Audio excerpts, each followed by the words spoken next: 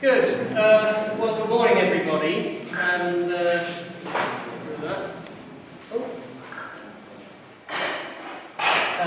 it's very nice to be here in Urbino, and thank you to the organisers for setting everything up. And what I'm going to do in the next sort of 10 minutes is give you a very quick overview of some of the things we've been doing at Oxford since the last conference. Just to say, one of my co-authors is that man who's rowing number 7 in the blue boat there, and in fact he's rowed in the blue boat now for 3 years, which is why this piece of research hasn't gone quite so fast as it might otherwise have done. The blue boat went very fast, of course, but the research is a bit stop-start. But anyway, you'll see how we've got on. Just to remind us all what we're here for, I suppose.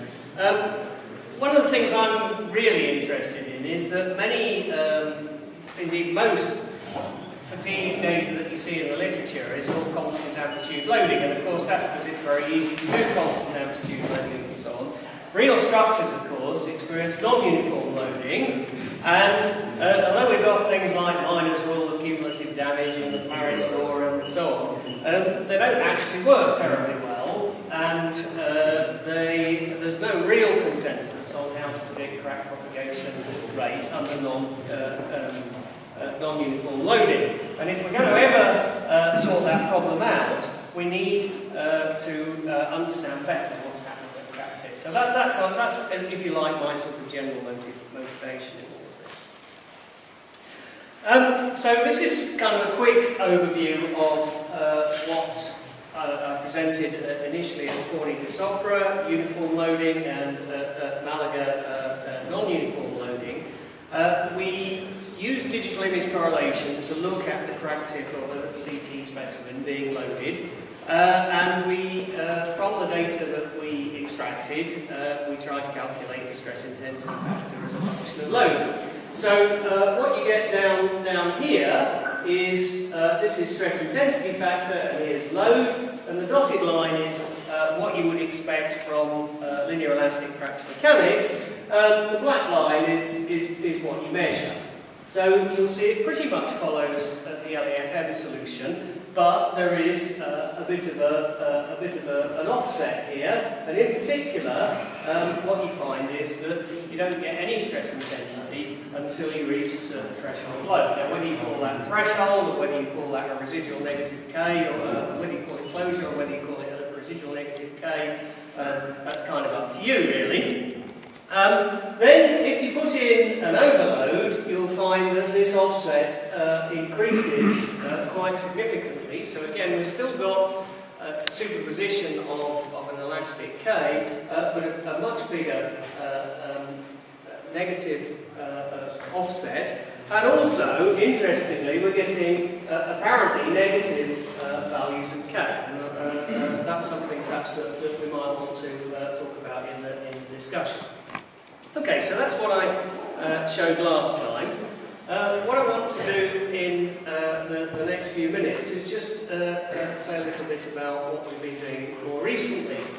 What we decided that we wanted to do was to have a look in a bit more detail at what was happening at the crack tip. That previous data came from looking at a region that was probably about 1 millimetre by 0.5 millimetre close to the crack tip. And we decided we wanted to go into a bit more detail of what was happening at the crack tip. And we've got at Oxford a scanning electron microscope that's within our group that's easy to access, and we've also got some in situ loading rigs that fit into that. So we thought that we would have a go at loading a fatigue crack in the SEM and taking some images, seeing what we could get from them. So that's what really I'm going to describe to you this morning. So we've got this small loading stage here. Here's the crack, the overall crack.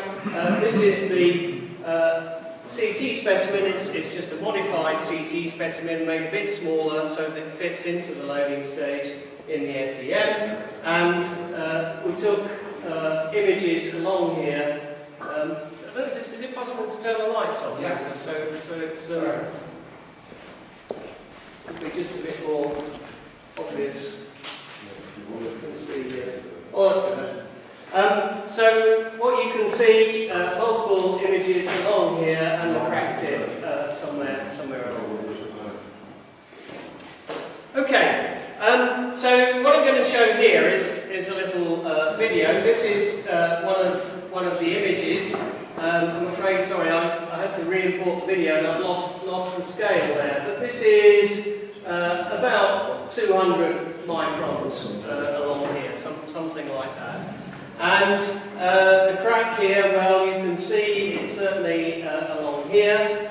And what we're going to do is put a couple of constant amplitude cycles. The specimen is preloaded in a conventional fatigue rig, so we grow the fatigue crack at R equals 0 in a conventional fatigue machine, and then we take it out of that and we put it in the loading rig, and we've given it a few cycles of ostensibly the same loading in the rig here, and then we put a single overload cycle in, and then you'll see in the video there's an additional cycle or two afterwards. So let's just run the video.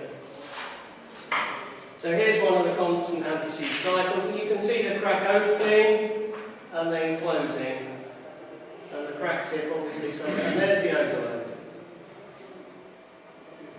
And you can see some damage ahead of the crack there. You can see a zone of plastic deformation. Let me just run that again.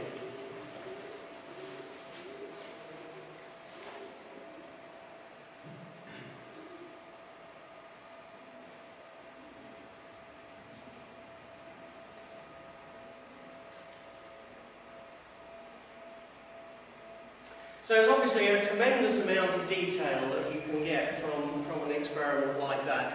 And I suppose the rest of the talk is really sort of struggling to know quite what to do with that level of detail.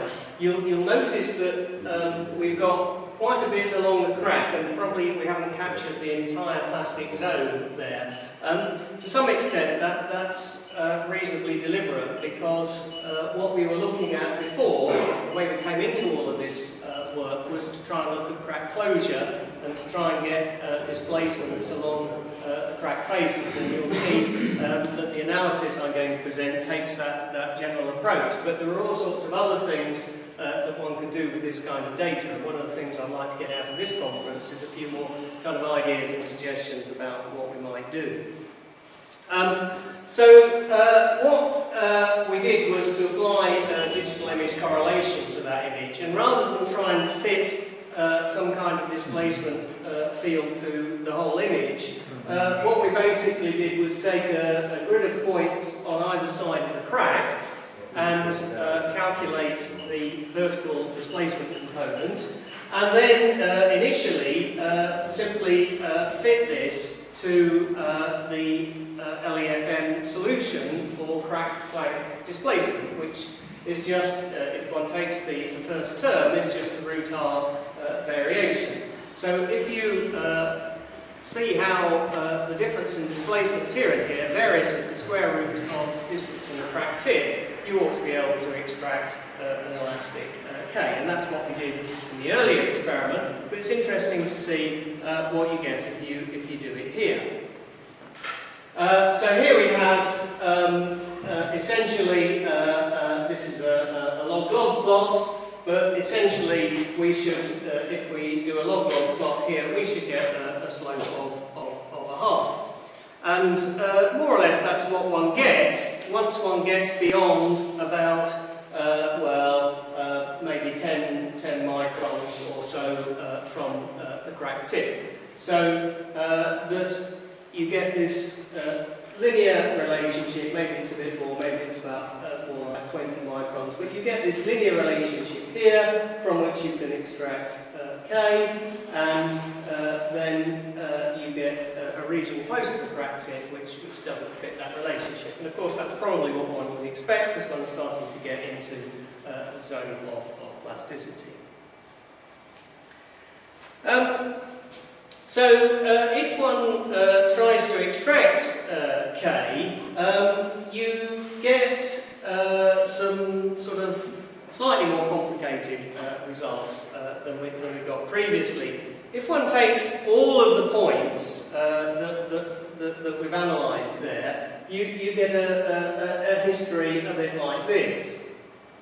If, on the other hand, one starts to exclude points close to the crack tip on the basis that they are not really corresponding to that straight line fit, and you can recover something that looks very similar to what we got in the original experiment. You can see that there's a bit of hysteresis there, but again there's this correspondence with the elastic K, but with some kind of offset. But as I say, if all points are included, we've got quite considerable hysteresis, and we're not really getting a very clear picture here at all.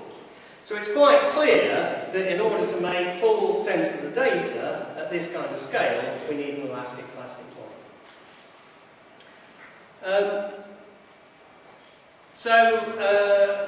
What we've done is to try and pick up on the model that Sylvie Pommier proposed, which was a partitioning of the displacement field into an elastic and a plastic component. And there's not really time here to fully explain the model, but the point is that there's an elastic field which is characterised by K, which scales with K, and there's a plastic field with a similar scaling factor. Don't worry too much about the units of that expression, but there's a plastic field that scales with U.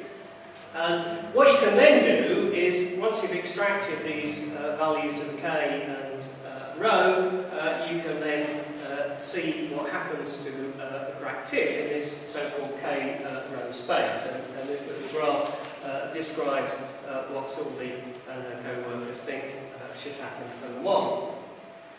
Now, as far as the displacements along the crack tip along the crack flank are concerned, one simply has an expression like this, where the first term is the elastic term that we had from a LEFM model, which goes through root r, and the plastic term turns out to be, to the first order, just a constant.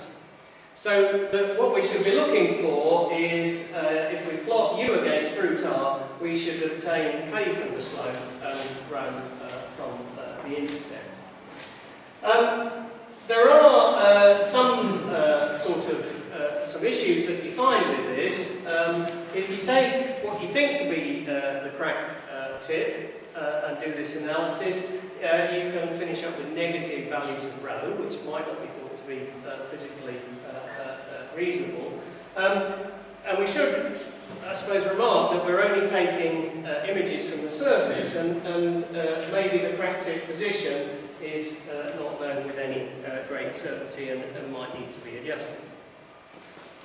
Okay, so these are the images. Again, you'll see here, so this is displacement plotted against root r. You'll see again a very good straight line fit down now to about 5 microns, perhaps even root r 5 microns are less than 25 microns. And the model gives a rather better fit, as we expect from the simple elastic one. And you can see here, as the load increases, we get an increase in K, and we're also going to get some kind of increase in the intercept here. And these are sort of loops in K rho space that you get from this kind of experiment. So on the right here, this is what kind of Pommier expects. So here's your initial loading, you get some elastic K, and then you get some rho, and then as you take it round the cycle, you initially get primarily elastic unloading, and then you get some reduction in row, and then you get elastic loading, and then you get an increase in load. So we should see loops like that.